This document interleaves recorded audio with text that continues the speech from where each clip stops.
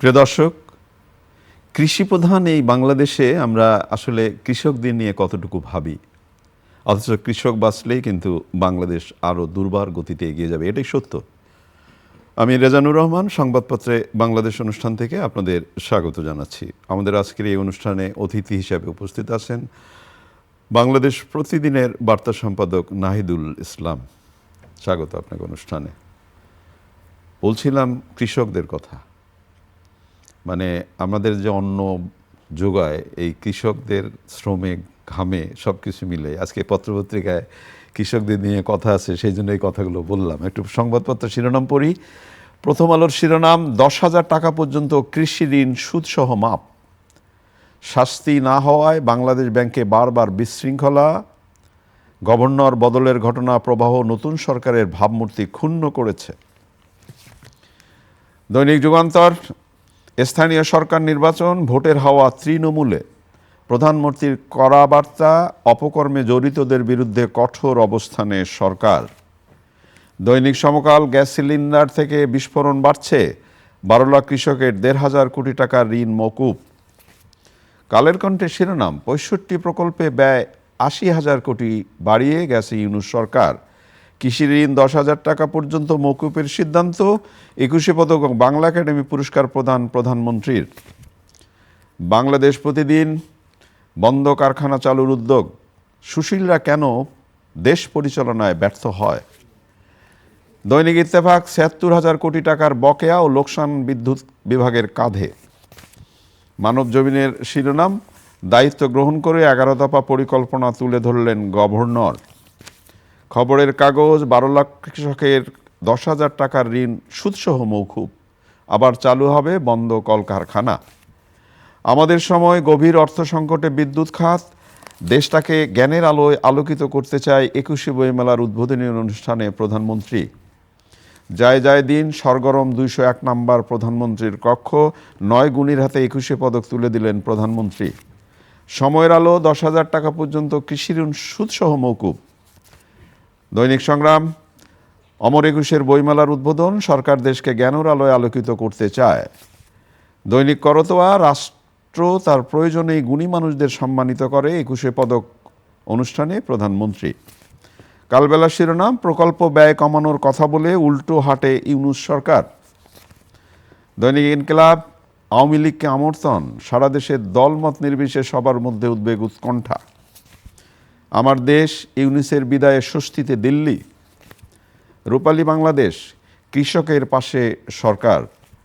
নাহিদ, আমি শুরুতে যেটা বলছিলাম যে কৃষি ঋণ মওকুফ, এবং শেষ শিরোনামটা দিয়েই যদি শুরু করি, কৃষকের পাশে সরকার, এবং 10,000 টাকা পর্যন্ত কৃষি ঋণ মওকুফ সুদসহ।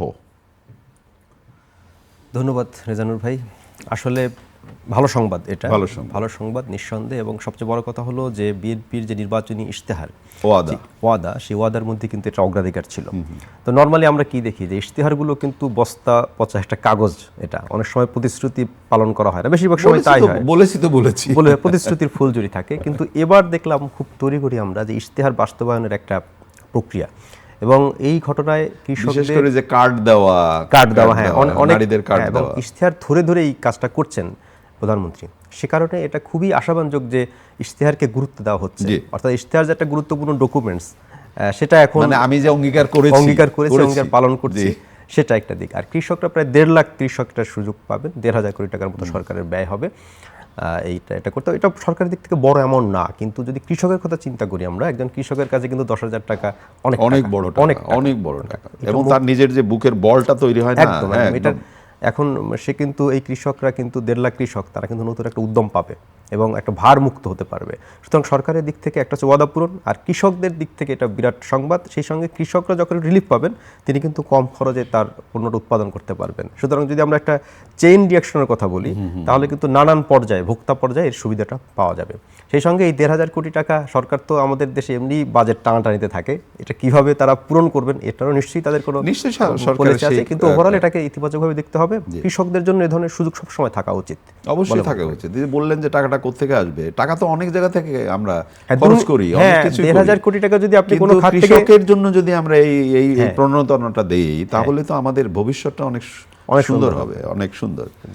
মানে ২১শে বইমেলা নিয়ে নানা ধরনের শঙ্কা কাটলো, মানে শুরু হলো। নির্বাচনের কারণে ২১শে বইমেলা ১ তারিখ থেকে শুরু হলো না, সেই চিরাচরিত নিয়ম অনুযায়ী।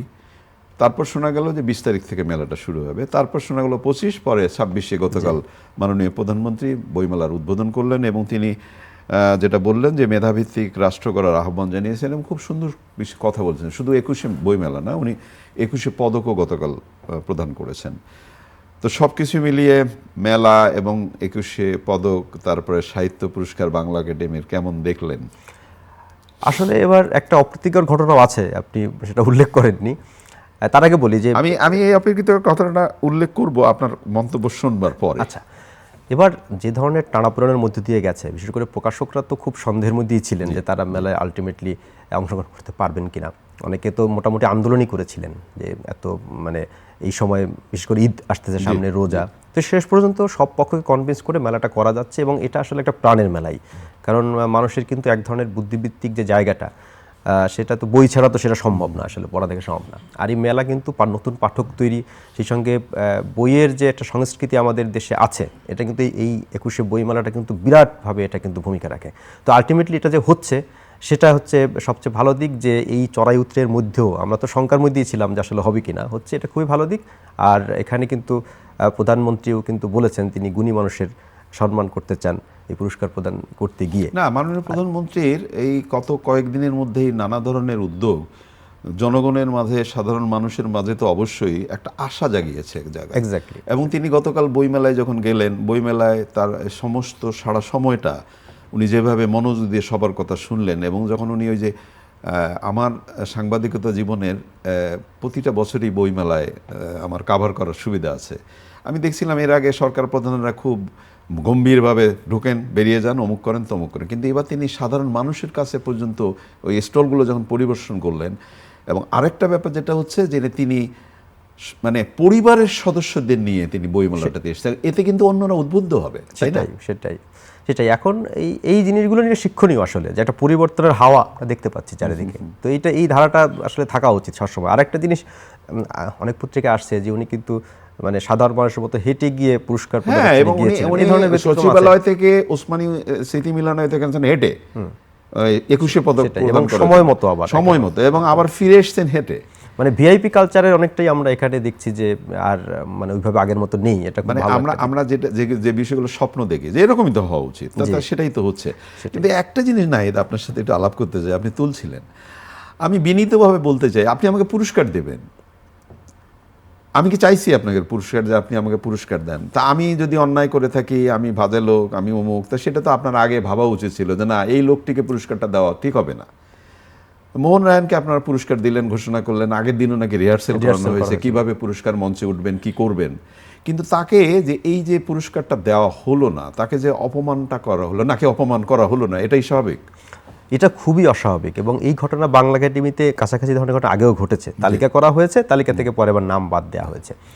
তো এই ঘটনাটা বিশেষভাবে, এই যে প্রধানমন্ত্রী বললেন যে তিনি গুণী মানুষদের সম্মান করার পক্ষে, কিন্তু এখানে তো দেখলাম গুণী মানুষ একজনকে অসম্মান করা হলো। এখন এটা প্রধানমন্ত্রীর যদি দৃষ্টিগোচরে আসে, তার উচিত এই যারা এর সঙ্গে ছিলেন সবার বিরুদ্ধে পদক্ষেপ নেওয়া, এবং খুব কঠোর পদক্ষেপ নেওয়া। না, আমার কথা হচ্ছে যে আপনি যখন একজনকে পুরস্কার দেবেন, তাহলে তো তার সবকিছু জেনে আপনি দেবেন, তাই না? এবং 40 বছর আগের একটা কবিতার প্রসঙ্গ টেনে, এখন কবির তো কবিতা লেখার স্বাধীনতা থাকতে হবে, আপনি তো সেটা মেনেই তাকে দিচ্ছেন। এবং তিনি যদি ভিন্ন মতের কোনো কবিতা লিখে থাকেন, তারপরও তার যোগ্যতা অনুযায়ী পুরস্কার দেন, সেটা তো আপনার ক্রেডিটটা তো আপনার যায়, যে আপনি মানে আপনার পুরস্কার দিয়েছি তার যোগ্যতার ভিত্তিতে, আর যাচাই বাছাই করেই তো আপনি পুরস্কারটা দিয়েছেন।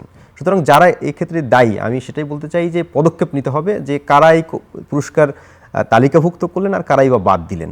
কারণ একদিকে গুণী মানুষের কদরের কথা বলা হচ্ছে, আবার আরেকদিকে আপনি অসম্মানজনক ঘটনা ঘটছে, এটা তো খুবই লজ্জাজনক। জানি না এবং বাংলা একাডেমির যে ডিজি, আমার মনে হয় যে তার এক্ষেত্রে রেসপন্সিবিলিটি নেওয়া উচিত, এবং এই ধরনের ঘটনার পর তিনি পদে কীভাবে থাকেন, আসলে বাংলাদেশেই সম্ভব আসলে এই ধরনের। আবার চালু হবে বন্ধ কলকারখানা। হ্যাঁ, মাননীয় গভর্নর দায়িত্ব নেবার পরপরই বাংলাদেশ ব্যাংকের তিনি ঘোষণা দিয়েছেন যে বন্ধ কলকারখানা চালু হবে আবার।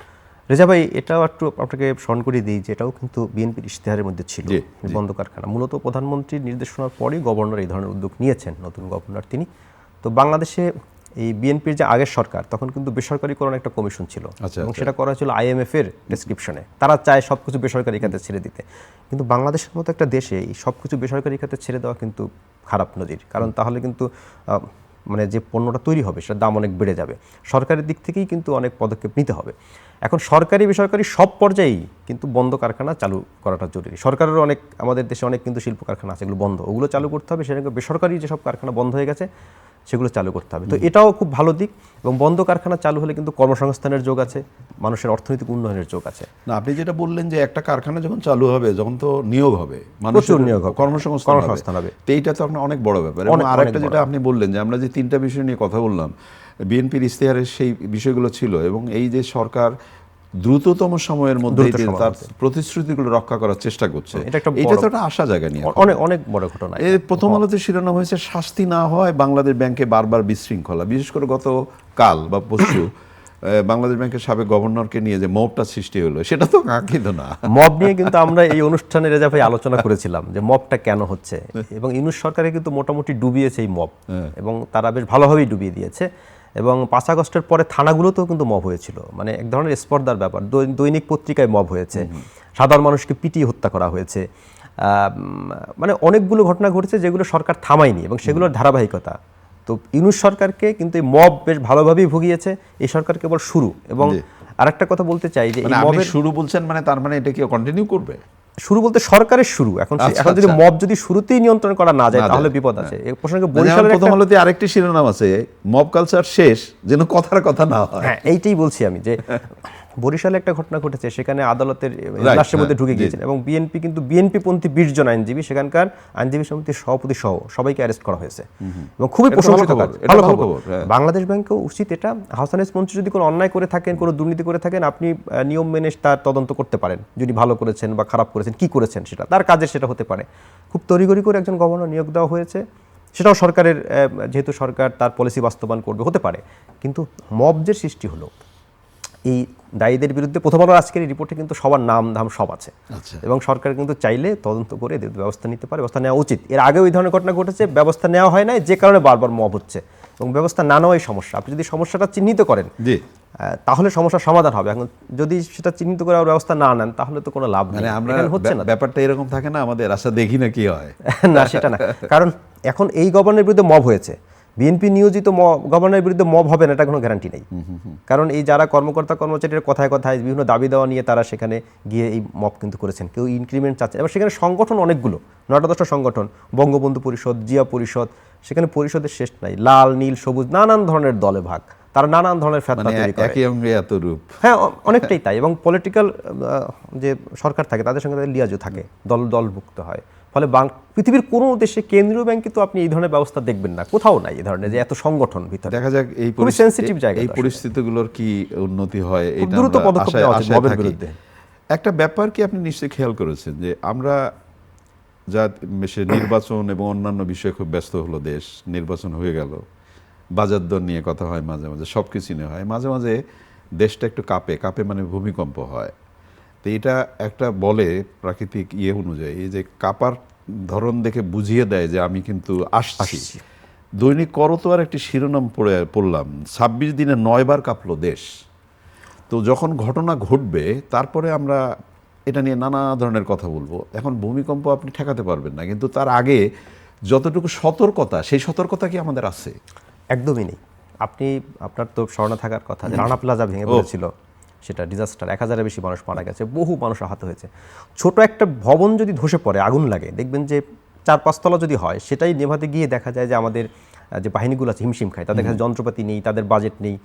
বাংলাদেশে যে পরিমাণ টাকা দুর্নীতি হয়, প্রচুর, মানে একটা অ্যামাউন্ট দুর্নীতি হয়, কিন্তু তখনই দেখবেন যে এই ধরনের সত্যিকারের যেখানে ফান্ডিং করার দরকার হয়, এখানে গেলেই বলবে টাকা নেই, আমাদের বাজেট নেই। কিন্তু বাংলাদেশ একটা দুর্যোগ প্রবণ দেশ, এখানে বন্যা হয়, এরকম মানুষ সৃষ্ট ডিজাস্টার হয়, তো এগুলোর জন্য বাজেট সবসময় কম থাকে, দেখবেন যে বাজেট থাকে না। তো আশা করি নতুন সরকার এই বিষয়গুলো পদক্ষেপ নেবে। বাজেটের কথা বললেন আপনি, আরেকটি প্রসঙ্গ তুলবো একেবারে অনুষ্ঠানের শেষের দিকে আমরা, মশার জন্য তো অনেক বাজেট, তো মশা নিধন হচ্ছে না কেন? মশার কি হয়, ভালো বলেছেন।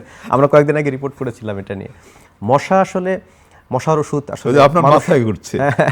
মশার ওষুধ মানুষ খেয়ে ফেলে, খেয়ে ফেলে, একদম খেয়ে ফেলে। এটার মোটামুটি 10 ভাগের 8 ভাগ খেয়ে ফেলে, সহজ কথা। এবং যে ধোঁয়াটা দিচ্ছে, ধোঁয়ার ভিতরে আসলে ফলস হলো ধোঁয়া। আর ইদানিং মশার ওষুধও কাজ হচ্ছে না, কারণ মশার ভিতরেও এক ধরনের কি বলে এটা, তাদের বিরুদ্ধে প্রতিরোধ ক্ষমতা তৈরি মানে একটা হয়েছে। কার্টুন করে বলে শেষ করি অনুষ্ঠান। 2 মশায় বলতেছে, ওই স্প্রে দিচ্ছে, তো 2 মশার 1 মশা বলছে যে চুপ করে বসে থাক, কোনো রকমে থাক, পরে দেখবি সব ঠিক হয়ে যাবে। জানি না সব ঠিক হয়ে যাবে কিনা। অনেক ধন্যবাদ আপনাকে। প্রিয় দর্শক, আমরা যে বিষয়গুলো নিয়ে কথা বললাম, অনেক হাসি ঠাট্টাও করলাম আমরা, কিন্তু মশা নিধনের জন্য এত টাকা খরচ হয় এই দেশে, কিন্তু নিধন তো হয় না। কেন হয় না? ভালো থাকবেন, খোদা হাফেজ।